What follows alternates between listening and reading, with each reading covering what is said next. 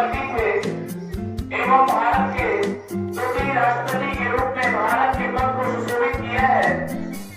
इनकी शिक्षा दीक्षा, इनका जन्म 5 सितंबर 1888 को दक्षिण भारत के तमिलनाडु के त्रिकलू नामक स्थान में हुआ था।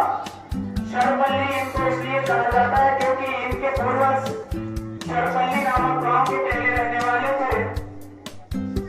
इनके पूर्वजों का मानना था कि हम जिस भूमि में जन्म लिए हैं उस भूमि और उस गांव को हमेशा अपने दिलों में संजो के रखेंगे। इसलिए उन्होंने उस गांव को जो पहले इनके पूर्वजों का गांव था शरपल्ली, उसे अपने साथ जोड़ के रखे और अपने नाम के आगे शरपल्ली शब्द का प्रयोग करने लगे। इनकी शिक्षा दीक्षा तमिलनाडु में हुई, ईसाई स्कूल से हुई, कॉलेज से। उसके बाद इन्होंने मैट्रिक की परीक्षा वहीं से उत्तीर्ण की। स्नातक की परीक्षा इन्होंने भरत श्रेणी में प्रथम डिवीजन उत्तीर्ण किया। उसके पश्चात ये विदेश में भी पढ़ने गए हैं। वहां के बाद इन्हें कई विषयों की शिक्षा इन्होंने प्राप्त की है। इनको हिंदी का अच्छा ज्ञान था। हिंदी के साथ साथ अंग्रेजी के साथ गणित, संस्कृत, फिलॉसफी के प्रकांड विद्वान थे। इन्हें डिस्टिंक्शन मिला है, विशेष योग्यता इन्हें दर्शन शास्त्र में विशेष योग्यता प्राप्त हुई है। तत्पश्चात इन्होंने अपनी शिक्षा पूरी करने के बाद इन्होंने भारत के कई विद्यालयों में, तमिलनाडु में, कोलकाता में, दिल्ली में, बनारस बीएचयू में, डीयू दिल्ली यूनिवर्सिटी डीयू में भी वाइस चांसलर रह चुके हैं, जो भारत की जानी मानी यूनिवर्सिटी है। वहाँ भी वाइस चांसलर के रूप में इन्हें कुलपति ऐसे राज्यपाल के बराबर होता है। इन्होंने अपने पद को सुशोभित किया है। इनका कृतित्व और व्यक्तित्व की यदि हम बात करते हैं कि सबसे ज्यादा ये जो कि उस उपराष्ट्रपति और राष्ट्रपति के पद को भी सुशोभित किए हैं, लेकिन ये बाद में और पहले एक अच्छे शिक्षक थे, देश के पहले एक अच्छे शिक्षक, ये बाद में ये उपराष्ट्रपति और राष्ट्रपति बने हैं। इसी के साथ ही साथ इनको जीवन पर्यंत मतलब जीवित रहते हुए 1954 में इन्हें भारत का सर्वश्रेष्ठ पुरस्कार राष्ट्रपति पुरस्कार से इन्हें सम्मानित किया गया है, जिसे भारत का सर्वश्रेष्ठ पुरस्कार भारत रत्न से इन्हें सम्मानित किया गया है।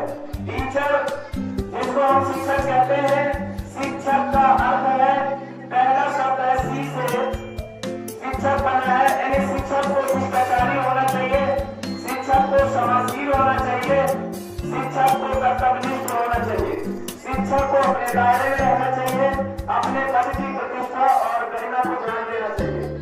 आज के स्टूडेंट टीचर की बात तो कम, टीचर के लिए केक काटने का प्रावधान करते हैं, जो कि रिस्पेक्ट आपके दिलों में होता है। रिस्पेक्ट यही है, हम टीचर की बात को सुने, उनके बताए गए मार्ग पे चले। तो जिस तरह से आज काशी विश्वविद्यालय बीएचयू बनारस यूनिवर्सिटी के ये वाइस चांसलर के कुलपति थे, कई सालों तक इन्होंने अध्ययन का काम भारत के कई विश्वविद्यालयों में किया है। तो इनके स्टूडेंट एक बार कहा कि सर हम आपके जन्मदिन को मनाना चाहते हैं। तो इन्होंने कहा कि मेरा जन्मदिन आप मत मनाएं, यदि मेरे जन्मदिन को मनाना ही है, मुझे दुनिया के सारे लोग जानते हैं, यदि मेरा जन्मदिन मनाना है तो मैं अपना जन्मदिन अपने सारे उन लोगों को समर्पित करना चाहता हूँ जिन्होंने देश के निर्माण में डॉक्टर, इंजीनियर, मास्टर, वकील, विधायक, सांसद, प्रधानमंत्री और राष्ट्रपति जैसे लोगों को बनाया है। अर्थात मेरे जन्मदिन को एक शिक्षक दिवस के रूप में मनाया जाए। उनके टीचर्स को पूरे भारत में नहीं, आज विश्व के कई देशों में टीचर डे को मनाया जाता है। इस तरह से ये उनकी मंत्र के अनुसार ही ये काम किया गया। आज भारत के कई जगहों पे ये काम बड़े धूमधाम से मनाया जा रहा है टीचर्स डे। तो आप भी कल पढ़ के आज के जो बच्चे हैं, नौनिहाल हैं, आज आने वाले कल के आप देश के कर्णधार हैं। आप में से तमाम डॉक्टर, इंजीनियर, मास्टर, वकील, जज और वैज्ञानिक बन के देश को विकसित करने की जिम्मेदारी आपकी है। इसी के साथ मैं अपनी वाणी को विराम दूंगा, कुछ शब्द बोलूंगा। प्राप्त होगा।